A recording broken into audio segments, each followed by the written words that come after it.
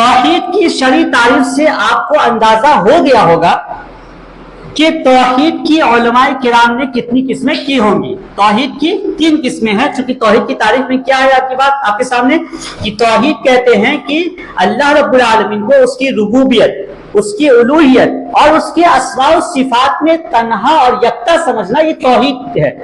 तो जाहिर सी बात है रुबूबियत, ये तौहीद रुबूबियत होगी, तौहीद उलूहियत और तौहीद अस्मा व सिफात, ये 3 किस्में उलमाए किराम ने तौहीद की है। हर किस्म की तारीफ और उसके बारे में चंद बातें और सारी बातें जो भी होंगी आपके सामने सब इंशाअल्लाह अज़ीज़ दलील के साथ होंगी। अहले हदीस का ये खासा है और ये खुसूसियत होनी भी चाहिए कि वो अपनी बात यूं ही नहीं करते हैं। हर बात की उनके पास कोई ना कोई दलील कुरान से या हदीस से होती है, या फिर इजमा से होती है या क़ियास से। ये 4 मसादिर असलिया हैं और 4 मसादिर मुत्तफक अलैह हैं, कुरान, सुन्नत, इजमा और क़ियास। इसके अलावा जो दलीलें हैं वो अदिल्ला मुख्तलफ फी कहलाते हैं। उसमें उलमाए किराम का इख्तिलाफ है, बाद लोग उसको मानते हैं, बाद लोग नहीं मानते हैं। लेकिन ये 4 चीज हैं, कुरान, सुन्नत, इजमा और क़ियास, ये अदिल्ला मुत्तफक अलैह कहलाते हैं। यानी इनके जरिए से अगर कोई बात साबित की जाती है उसको मानना जरूरी होता है। वो कोई ना माने अलग बात है। हम हदीस से कोई बात साबित करें और कोई शख्स उस बात को ना माने, कुरान से हम कोई बात साबित करें लेकिन कोई शख्स ना माने, वो उसका अपना अकीदा है, उसका अपना अमल है। लेकिन कुरान, हदीस, सुन्नत, इजमा और क़ियास से उसको बात मानना पड़ेगा। ये मुत्तफक अलैह चीज है, मुत्तफक अलैह दलील है। आइए सबसे पहले हम तौहीद की पहली किस्म पर गुफ्तगू करते हैं। तौहीद की पहली किस्म क्या बताएगी आपके सामने? तौहीद रुबूबियत।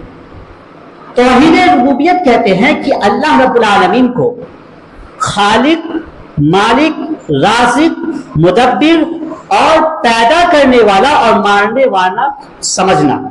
यानी इंसान इस बात का अकीदा रखे कि हमारा खालिक अल्लाह रब्बुल आलमीन है, हमारा मालिक अल्लाह रब्बुल आलमीन है, हमारा राज़िक, रिस्क देने वाला अल्लाह रब्बुल आलमीन है, पैदा करने वाला भी अल्लाह रब्बुल आलमीन है और मारने वाला भी सिर्फ और सिर्फ अल्लाह रब्बुल आलमीन है। जो शख्स ये अकीदा रखता है तो गोया कि वो तौहीद रुबूबियत में सच्चा है और तौहीद रुबूबियत का ये मतलब है। आइए हर चीज के बारे में आपके सामने दलील से मैं वाज़े करता हूँ। सबसे पहली बात जो आपके सामने तौहीद रुबूबियत के बारे में की गई वो है कि अल्लाह रब्बुल आलमीन को अपना खालिक मानना। यकीन जाने कि इस दुनिया के अंदर कोई शख्स कितना बड़े से बड़ा ही शख्स क्यों ना हो, वो खालिक नहीं हो सकता है। वो किसी भी चीज को पैदा करने की उसके अंदर सलाहियत नहीं हो सकती है। यहां तक कि जिन माबूदाने बातिला को मुश्रिकीन इबादत करते हैं वो एक मक्खी तक नहीं पैदा कर सकते हैं। अल्लाह रब्बुल आलमीन फरमाया लै यख्लुकु ज़ुबाबन, कि जिनको ये लोग पुकारते हैं वो लोग एक मक्खी नहीं पैदा कर सकते हैं। अब बड़ी चीज तो छोड़ दीजिए। तो हमारा और आपका खालिक अल्लाह रब्बुल आलमीन है और सिर्फ अल्लाह रब्बुल आलमीन, और तमाम चीजों का खालिक अल्लाह रब्बुल आलमीन है। क्या दलील है उसकी? जैसा कि मैंने कहा कि हर बात आपके सामने दलील के साथ इंशाअल्लाह रखी जाएगी। अल्लाह रब्बुल आलमीन ने कुरान करीम के अंदर फरमाया अल्लाहु खालिकु कुल्लि शै, अल्लाह रब्बुल आलमीन हर चीज का खालिक है, हर चीज का पैदा करने वाला अल्लाह रब्बुल आलमीन है। इसी तरह अल्लाह रब्बुल आलमीन को हम मालिक भी समझे, यानी ये समझे कि सिर्फ और सिर्फ मालिक कौन है? अल्लाह रब्बुल आलमीन है। क्या दलील है? अल्लाह रब्बुल आलमीन ने कुरान करीम के अंदर फरमाया कुलिल्लाहुम्मा मालिकल मुल्क तुतिल मुल्का मन तशा व तंज़िउल मुल्का मिमन तशा व तुइज़्ज़ु मन तशा व तुदिल्लु मन तशा। कि इस आयत के अंदर अल्लाह रब्बुल आलमीन ने फरमाया कि ए नबी आप कह दीजिए अल्लाहुम्मा मालिकल मुल्क, ए अल्लाह जो सारे जहान का मालिक है, तुतिल मुल्का मन तशा, जिसे तू चाहता है बादशाहत अता करता है, व तंज़िउल मुल्का मिमन तशा, और जिससे चाहता है बादशाहत को छीन लेता है, वो तो इज्जु मन तशा व तुदिल्लु मन तशा, जिसे चाहता है तू इज्जत अता करता है और जिसे चाहता है तू दलील कर देता है। पता है क्या चला? इसमें जो मेन पॉइंट है वो है मालिकल मुल्क, कि ए अल्लाह जो सारे जहान का तू मालिक है, हर पूरी जहान का मालिक है। किससे पता चला? अल्लाह रब्बुल आलमीन है। अब किसी के ज़हन में ये सवाल आ सकता है कि फिर अल्लाह रब्बुल आलमीन ने ये क्यों कहा मालिकी यौमिद्दीन, कि वो यौम जज़ा का मालिक है, क़यामत के दिन का, बदले के दिन का मालिक है। तो क्या अल्लाह रब्बुल आलमीन सिर्फ बदले के दिन का मालिक है, दुनिया में मालिक नहीं है? नहीं, इसका ये मतलब नहीं है। इसका मतलब ये है कि चूंकि दुनिया के अंदर कई सारे लोग ऐसे हैं जो बादशाह बने बैठे हैं या उनको कुछ इख्तियार हासिल है कि फला शख्स का फला चीज का वो मालिक है, फला चीज का वो मालिक है, फला चीज उसके अंडर में है, उसके इसमें है। تو دنیا کے اندر کئی سارے اور بھی بادشاہ ہیں اور بھی لوگوں کو اختیار حاصل ہے، لیکن کل قیامت کا دن ایسا دن ہوگا جہاں ساری بادشاہت، سارے لوگ ختم ہو جائیں گے اور صرف ایک اللہ کی بادشاہت ہوگی۔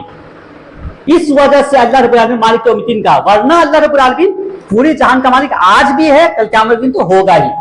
کیا دلیل ہے؟ اس کی بھی دلیل ہے کہ اللہ رب العالمین نے فرمایا لِمَنِ الْمُلْكُ الْيَوْمِ لِلَّهِ الْوَاحِدِ الْقَهَّارِ، کہ جب لوگ سارے کے سارے مر جائیں گے، سارے کے سارے لوگ فنا ہو جائیں گے، تو اللہ رب العالمین خود ہی پکارے گا آج کے دن کس کی بادشاہت ہے؟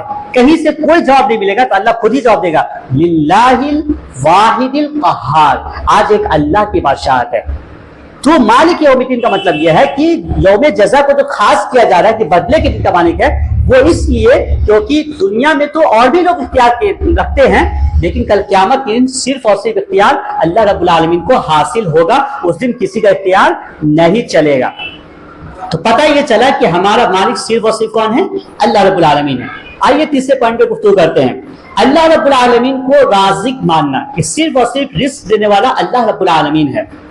اللہ رب العالمین نے قرآن کریم کے اندر فرمایا وَمَا مِن دَابَّةٍ فِي الْأَرْضِ إِلَّا عَلَى اللَّهِ رِزْقُهَا، کہ اس روئے زمین کے اوپر کوئی بھی جاندار ایسا نہیں ہے مگر اس کے رزق کی ذمہ داری کس پر ہے؟ اللہ رب العالمین پر ہے۔ ہر شخص کو، ہر جاندار کو اللہ رب العالمین رزق دے رہا ہے، کسی انسان کے ہاتھ میں رزق نہیں ہے۔ یہی وجہ ہے کہ اگر انسان کے ہاتھ میں رزق ہوتا تو وہ سارے کا سارا رزق اپنے لیے سمیٹ لیتا، کسی کو بھی زندہ نہیں چھوڑتا اور کسی کو رزق نہیں دیتا، لیکن رزق کا اختیار اللہ رب العالمین کو ہے۔ یہی وجہ ہے کہ سمندر کے اندر بہت بڑی بڑی مچھلیاں ہیں، بہت بڑے بڑے جانور ہیں، بہت بڑے بڑے جاندار ہیں، جن کو رزق کون دے رہا ہے؟ ان کو ایک دن کے اندر نہ جانے کتنے ٹن کھانے کی ضرورت پڑتی ہے، تو اللہ رب العالمین ہی ان کو رزق دے رہا ہے، ان کو کھلا رہا ہے۔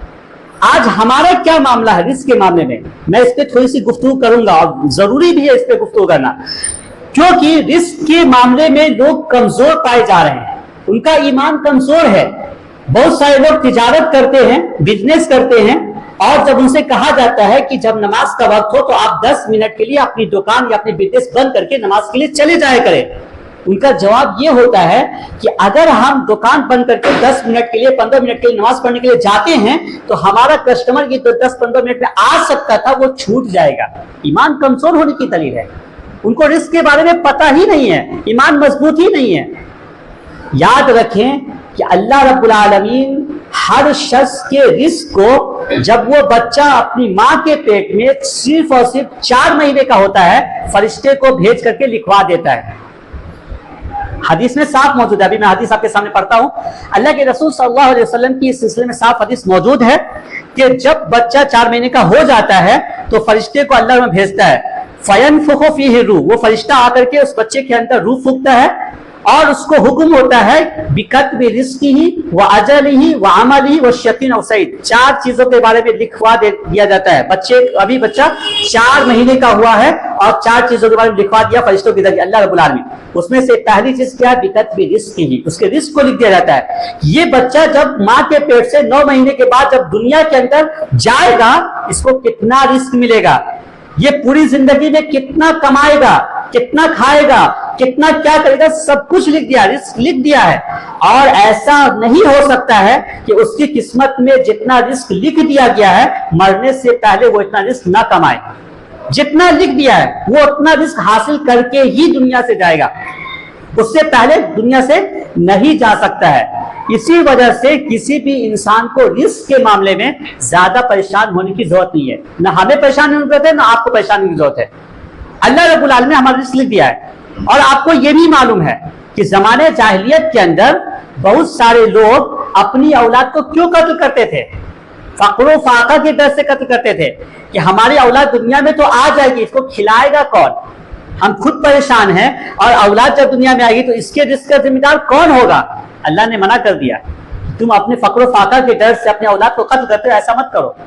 وَلَا تَقْتُلُوا أَوْلَادَكُمْ خَشْيَةَ إِمْلَاقٍ फक्र फाका के डर से अपनी औलाद को कत्ल मत करो। नहनु नरज़ुकुहुम व इय्याकुम, हम उन्हें भी रिस्क देंगे, तुम्हारी औलाद को भी रिस्क देंगे और तुम्हें भी हम ही रिस्क देते हैं, लिहाजा परेशान होने की जरूरत नहीं है, अपनी औलाद को फक्र फाका से कत्ल करने की जरूरत नहीं है। तो रिस्क का मालिक अल्लाह रब्बुल आलमीन है। अगर हमारा इस पर अकीदा और ये ईमान मजबूत हो जाए तभी भी हम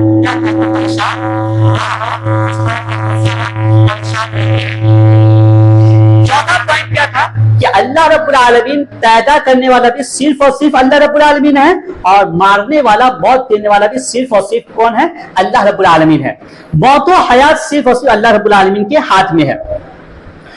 जैसा कि इस सिलसिले में भी कुरान की आयत साफ मौजूद है। अल्लाह रब्बुल आलमीन ने कुरान करीम के अंदर फरमाया कुलिल्लाहु युहयीकुम सुम्मा युमीतुकुम, ऐ नबी आप कह दीजिए कि वही अल्लाह है जो तुम्हें पैदा भी करता है और तुम्हें मारता भी है। किसी इंसान के इख्तियार में ये नहीं है कि किसी इंसान को जिंदगी बख्श दे और किसी इंसान को मौत दे दे। आपको मालूम है इब्राहिम अलैहिस्सलाम और उस बादशाह नमरूद का वाकया कि इब्राहिम अलैहिस्सलाम ने जब कहा था कि मेरा रब वो है जो पैदा करता है और मारता है, बादशाह का दिमाग चूंकि अटका हुआ था और खराब दिमाग था, फौरन कहता है अना वही उम्मीद, मैं भी मारता हूं, मैं भी जिलाता हूं। दो आदमी को बुलाता है, एक को छोड़ देता है, कहता है मैंने इसको जिंदा कर दिया, इसको बचा लिया, इसकी जिंदगी बख्श दी, और एक को अपने सामने कत्ल करवा देता है, कहता है कि मैंने इसको मौत दे दिया। इब्राहिम अलैहिस्सलाम समझ गए कि इसको वैसे समझाना बहुत मुश्किल है, इसको अक्ल से समझाया जाए। फौरन इब्राहिम अलैहिस्सलाम कहते हैं, जिसका तज़किरा अल्लाह ने खुद कुरान करीम में कहा कि इब्राहिम अलैहिस्सलाम ने कहा कि फ़इन्न अल्लाह याती अश-शम्स बिल मशरिक़, अल्लाह रब्बुल आलमीन सूरज को मशरिक़ से लाता है, फ़ाती बिहा मिनल मग़रिब, उसको मगरिब से ला करके दिखाओ। अल्लाह रब्बुल आलमीन सूरज को पूरब से उगाता है, तुम पश्चिम से ला करके दिखाओ। फ़बुहित अल्लज़ी कफ़र, जो कुफ्र वाला था वो बिल्कुल हक्का पक्का रह गया, आगे कोई जवाब नहीं दे पाया। तो हकीकत में अगर देखा जाए तो पैदा करने वाला और जिलाने वाला कौन है? अल्लाह रब्बुल आलमीन है। तो अगर ये सारी चीजें जो आपके सामने तज़किरा किया गया, खालिक, मालिक, राज़िक, पैदा करने वाला, जिलाने वाला, इन सब का मालिक सिर्फ और सिर्फ अल्लाह को मानना, ये तौहीद रुबूबियत कहलाता है। मुश्रिकीन मक्का भी तौहीद रुबूबियत का इकरार करते थे, वो भी इस बात को मानते थे कि पैदा करने वाला, जिलाने वाला, मारने वाला, रिस्क देने वाला सब कुछ अल्लाह रब्बुल आलमीन है। अब सवाल किसी के ज़हन में ये पैदा हो सकता है कि जब मुश्रिकीन मक्का तौहीद रुबूबियत का इकरार करते थे, मानते थे, तो आखिर वो मुश्रिक क्यों हुए? उनको भी मुवाहिद कहना चाहिए, उनको भी तौहीद परस्त का लक़ब दे देना चाहिए, उनको भी इस्लाम के ज़ुमरे में शामिल कर लेना चाहिए, लेकिन उनको क्यों नहीं शामिल किया गया? उनको क्यों मुश्रिक कहा गया? क्योंकि सिर्फ और सिर्फ तौहीद रुबूबियत का इकरार करना किसी इंसान के इस्लाम के अंदर दाखिल होने के लिए काफी नहीं है। अगली जो भी तारीफ आपके सामने आएगी तौहीद उलूहियत की, उससे आपके सामने और भी क्लियर होगा कि और क्या क्या चीजें इंसान के लिए जरूरी होती है। सबसे पहले आइए मैं आपको दलील से साबित करता हूं कि मुश्रिकीन मक्का भी तौहीद रुबूबियत का इकरार करते थे। जैसा कि मैंने आपके सामने पहले तज़किरा किया कि हर चीज इंशाअल्लाह आपके सामने दलील से वाज़ेह करने की कोशिश की जाएगी। अल्लाह रब्बुल आलमीन ने कुरान करीम के अंदर कई मकामात पे इसका तज़किरा किया है। मैं एक आध दो जगह पे से आपकी ये बात साबित करता हूँ। अल्लाह रब्बुल आलमीन फरमाया वला इन सअलतहुम मन खलक़स समावाति वल अर्द लयक़ूलुन्न अल्लाह, कि ऐ नबी अगर आप इन मुश्रिकीन मक्का से सवाल करें, पूछें कि आसमानों जमीन को किसने पैदा किया है, आसमानों जमीन का खालिक कौन है, लयक़ूलुन्न अल्लाह, तो वो जरूर भी जरूर जवाब देंगे कौन है? अल्लाह है। पता क्या चला कि वो मानते थे कि आसमान और जमीन का खालिक अल्लाह रब्बुल आलमीन, राज़िक अल्लाह रब्बुल आलमीन, सब कुछ मानते थे, लेकिन तौहीद उलूहियत को नहीं मानते थे, जो तौहीद उलूहियत की तारीफ अभी आगे आने वाली है। तौहीद उलूहियत किसे कहते हैं? आइए सबसे पहले उसको तारीफ देखते हैं। तौहीद उलूहियत का मतलब यह है कि अल्लाह रब्बुल आलमीन को उसकी इबादत में तन्हा समझना। जो इबादत अल्लाह रब्बुल आलमीन के लिए खास है उसको सिर्फ और सिर्फ अल्लाह रब्बुल आलमीन के लिए करना और अल्लाह रब्बुल आलमीन के लिए बजा लाना, ये तौहीद उलूहियत कहलाता है। अब जाहिर बात है अगला सवाल ये पैदा होगा कि इबादत किसे कहते हैं?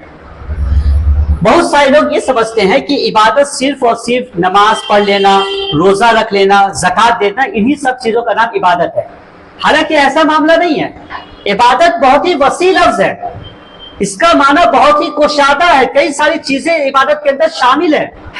जैसा कि शेखुल इस्लाम इमाम इब्न तैमिया रहमहुल्लाह ने इबादत की तारीफ करते हुए कहा है कि इबादत कहते हैं العبادۃ اسم جامع لکل ما یحبہ اللہ ویرضاہ من الاقوال والاعمال الظاہرۃ والباطنہ. عبادت ہر اس چیز کا نام ہے جس کو اللہ رب العالمین پسند کرتا ہے اور جس سے اللہ رب العالمین راضی ہوتا ہے، خواہ وہ اقوال ہو یا افعال ہو، یعنی خواہ وہ قول ہو یا عمل ہو، اور خواہ وہ ظاہری ہو یا باطنی ہو، ہر چیز عبادت ہے. ہم کسی کو اچھی بات کہتے ہیں وہ بھی صدقہ ہے، وہ بھی عبادت ہے. اللہ کے رسول نے فرمایا والکلمۃ الطیبۃ صدقۃ، کلمہ طیبہ یعنی اچھی بات کہنا یہ صدقہ ہے. اماطۃ الاذی عن الطریق صدقہ، راستے سے تکلیف دہ چیز کو ہٹا دینا صدقہ ہے. اللہ کے رسول نے فرمایا کہ لا تحقرن من المعروف شیء، کہ کسی بھی بھلائی کے کاموں میں سے کسی بھی چیز کو حقیر مت سمجھو. ولو ان تلقى اخاك بوجه طلق، گرچہ اپنے بھائی سے، مسلمان بھائی سے خندہ پیشانی کے ساتھ ملو، یہ بھی ہمارے لیے صدقہ ہے. تو کہنے کا مطلب یہ ہے کہ ہر وہ چیز جس کو اللہ رب العالمین پسند کرتا ہے، جس سے راضی ہوتا ہے، وہ ساری کی ساری چیزیں عبادت ہے. ہمارا کھانا بھی عبادت ہو سکتا ہے، ہمارا جاگنا سونا سب عبادت ہو سکتا ہے، بشرطے کہ اس کے اندر ہم نیت کو شامل کر لیں. کیسے؟ اگر ہم اس نیت سے سو رہے ہیں کہ ہم سوئیں گے، جسم کے اندر طاقت ہوگی، ہماری نیند پوری ہوگی تو ہم فجر کی نماز جماعت کے ساتھ ادا کر سکیں گے، تو ہمارا سونا بھی عبادت ہے. ہم اگر اس نیت سے کھاتے ہیں کہ تاکہ جسم کے اندر طاقت ہوگی تو ہم اللہ رب العالمین کی عبادت اچھے انداز سے کر سکیں گے، ہمارا کھانا بھی کیا ہو جائے گا؟ عبادت ہوگا. تو عبادت گویا کی بہت وسیع چیز ہے، کوئی بھی چیز جس کو اللہ پسند کرتا ہے ساری کی ساری چیز عبادت میں داخل ہے. توحید الوہیت کی جیسا کہ آپ کے سامنے تعریف کی گئی کہ ہر وہ چیز جو عبادت اللہ کے ساتھ خاص ہے اس کو صرف اور صرف اللہ کے لیے کرنا، یہ کیا ہے؟ توحید الوہیت ہے. اب وہ چاہے رکوع ہو، سجدہ ہو، کوئی بھی عبادت ہو، اللہ کے لیے کرنا. یہاں پر مشرکین مکہ مار کھا جاتے ہیں، یہ چیز میں پیچھے رہ جاتے ہیں. توحید ربوبیت کا اقرار تو کرتے تھے جیسا کہ میں نے قرآن سے ثابت کیا، لیکن توحید الوہیت کا اقرار نہیں کرتے تھے. عبادت وہ کسی اور کی کرتے تھے. عبادت کسی کرتے تھے؟ بتوں کی کرتے تھے. سجدہ جو اللہ کے لیے خاص تھا کس کے لیے کرتے تھے؟ قبروں کے سامنے سجدہ کرتے تھے، یا اسی طرح سورج چاند کو سجدہ کرتے تھے، یہ سب کرتے تھے. یعنی عبادت کے اندر وہ لوگ شرک کرتے تھے، اس کے اندر توحید نہیں تھی. اللہ رب العالمین نے اسی وجہ سے منع کیا ان کو، کہا کہ لا تسجدوا للشمس ولا للقمر واسجدوا للہ الذی خلقہن ان کنتم ایہ تعبدون، کہ اے لوگوں تم سورج اور چاند کو سجدہ مت کرو بلکہ اس اللہ کو سجدہ کرو جس نے ان سب کو پیدا کیا ہے. کیونکہ سورج اور چاند کو جو سجدہ کرو گے یہ خالق نہیں ہے، مخلوق ہیں. مخلوق کو سجدہ کرنے کے بجائے اس خالق کو سجدہ کرو جو ان سب کو پیدا کرنے والا ہے. ان کنتم ایہ تعبدون، اگر تم اسی کی عبادت کرنا چاہتے ہو، یعنی اگر اللہ کی عبادت کرنا چاہتے ہو تو سورج اور چاند کو سجدہ کرنے کے بجائے اللہ کے لیے سجدہ کرو. تو وہ لوگ سورج چاند کو سجدہ کرتے تھے، بتوں کو سجدہ کرتے تھے، اور اسی طرح درختوں کی عبادت کرتے تھے، اللہ کی عبادت نہیں کرتے تھے. اسی وجہ سے وہ مشرک کہلائے. آپ کو یہاں پر ایک بات یہ بھی بتا دوں کہ جتنے بھی انبیاء کرام کو اس دنیا کے اندر بھیجا گیا ان سب کو اسی توحید کی دعوت دینے کے لیے بھیجا گیا، توحید الوہیت کی دعوت دینے کے لیے بھیجا گیا. توحید ربوبیت کے اقرار تو وہ لوگ پہلے سے کرتے تھے، لہذا اس کی دعوت دینے کے لیے نہیں بھیجا گیا. توحید الوہیت یعنی ایک اللہ کی عبادت کرنا، اس کی طرف لوگوں کو دعوت دینے کے لیے تمام انبیاء کرام کو اس دنیا کے اندر مبعوث کیا گیا، بھیجا گیا. دلیل کیا ہے؟ اللہ رب العالمین نے فرمایا وَلَقَدْ بَعَثْنَا فِي كُلِّ أُمَّةٍ رَسُولًا أَنِ اعْبُدُوا اللَّهَ وَاجْتَنِبُوا الطَّاغُوتَ. اللہ نے فرمایا کہ ہم نے ہر امت میں ایک رسول کو بھیجا. مقصد کیا تھا؟ أَنِ اعْبُدُوا اللَّهَ، کہ اے لوگوں تم سب کے سب ایک اللہ کی عبادت کرو، وَاجْتَنِبُوا الطَّاغُوتَ، اور طاغوت کی عبادت سے بچو. طاغوت کی علماء کرام جو معروف تعریف کرتے ہیں، یعنی جو طاغوت کی کئی ساری تعریفیں ہیں، جس میں سے سب سے جو مشہور تعریف ہے وہ یہ ہے کہ کل ما عبد من دون اللہ وهو راض به، کہ ہر وہ چیز جس کی اللہ کے علاوہ عبادت کی جاتی ہے اور وہ اس سے راضی بھی ہو، اس کو طاغوت کہتے ہیں. راض به، جیسے بہت ساری جگہوں پہ آپ کو تعریف ملے گی طاغوت کی کہ کل ما عبد من دون اللہ، ہر وہ چیز جس کی اللہ کے علاوہ عبادت کی جاتی ہے وہ کیا ہے؟ طاغوت ہے. راضی بھی کی شرط نہیں ہے، لیکن میں نے راضی بھی کی شرط لگائی خاص وجہ سے، اور بعض علماء کرام نے لگایا یہ شرط لگانا زیادہ بہتر ہے. کیوں؟ عیسیٰ علیہ السلام کی بھی عبادت کی جاتی ہے. بہت سارے لوگ عیسیٰ علیہ السلام کو اللہ کا بیٹا مانتے ہیں، یہودی، اور اس کی عبادت کرتے ہیں، اس کو یہ کرتے ہیں، لیکن کیا وہ اپنی عبادت سے راضی ہے؟ نہیں، راضی نہیں ہے، لہذا وہ طاغوت میں شمار ان کا نہیں ہوگا. اس وجہ سے راضی بھی کی شرط بعض علماء کرام نے لگائی ہے. تو یہ سب باریک باریک چیزیں ہیں، پوائنٹ کی چیزیں، سب کو انسان کو نوٹ کرنا چاہیے، دماغ میں بیٹھانا چاہیے.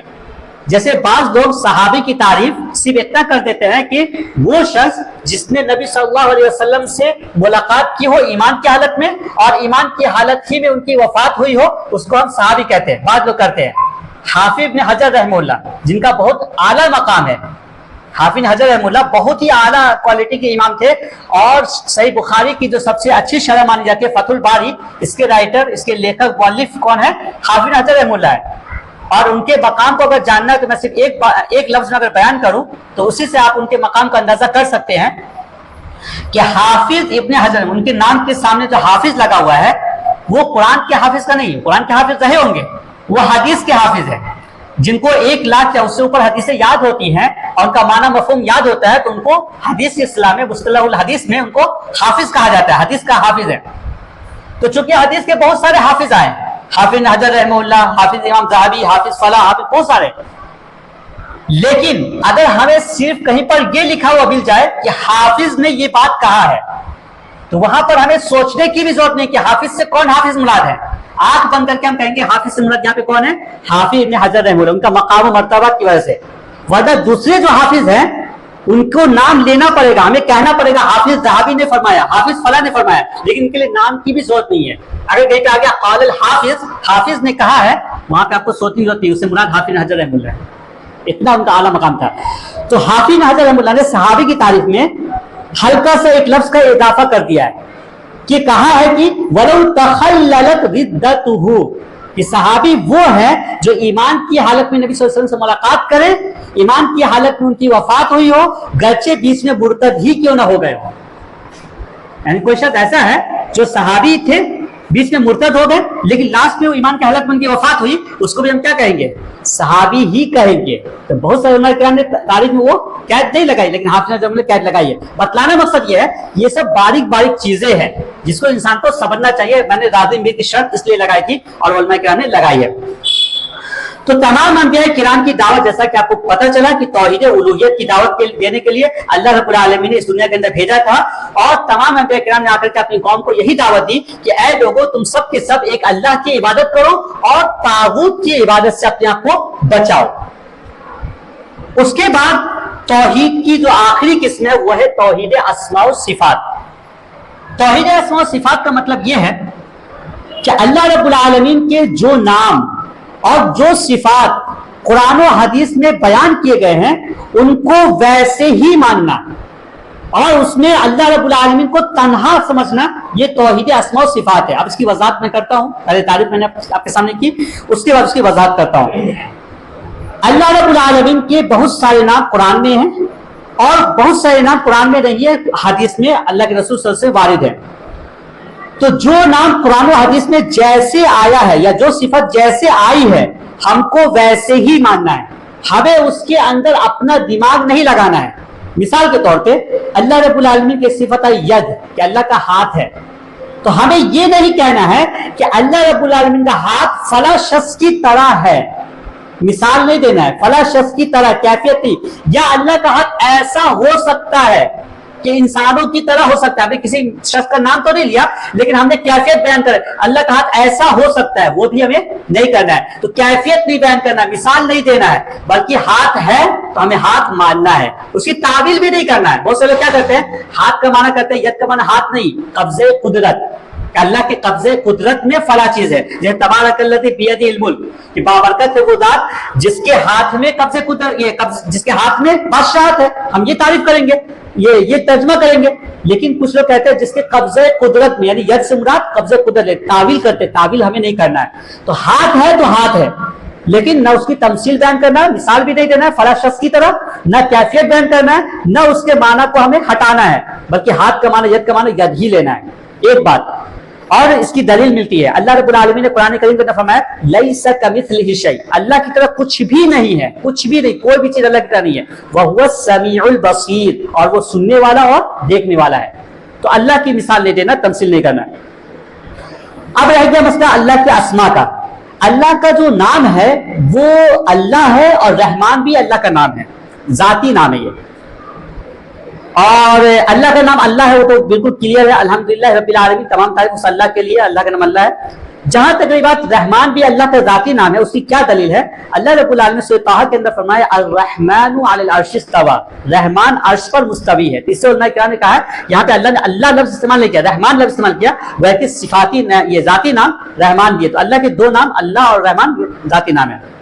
بقیہ جو نام ہے رحیم ہے اور ملک ہے، حی ہے، قیوم ہے، یہ سب اللہ کے صفاتی نام ہے۔ اللہ جو نام ہے اس کے اندر اللہ کا کوئی شریک نہیں ہو سکتا ہے، پوری دنیا کے اندر کسی کا نام بھی اللہ نہیں ہو سکتا ہے۔ جہاں تک رہی بات اللہ کے جو صفاتی نام ہیں ان کو ہم استعمال کر سکتے ہیں، لیکن اس سے پہلے ہمیں عبد لگانا پڑے گا، بندہ، عبد الرحمن، عبد الرحیم، عبد السمیع لگانا پڑے گا، فلاں کا بندہ، ڈائریکٹ ہم الرحمن کسی کا نام نہیں رکھ سکتے ہیں۔ اس کے بعد اس کے اندر ایک پوائنٹ اور بھی ہے، اور وہ یہ ہے کہ اللہ کے جو صفات ہیں اس میں تو اللہ رب العالمین بالکل تنہا ہے، اس کو صفات کسی انسان کو نہیں دیا جا سکتا ہے، لیکن بعض صفات یہ بندوں کے لیے بھی آیا ہے، بعض صفات جو اللہ کے لیے خاص ہے وہ بندوں کے لیے بھی آیا ہے، نبی صلی اللہ علیہ وسلم کے لیے بھی اللہ نے استعمال کیا ہے۔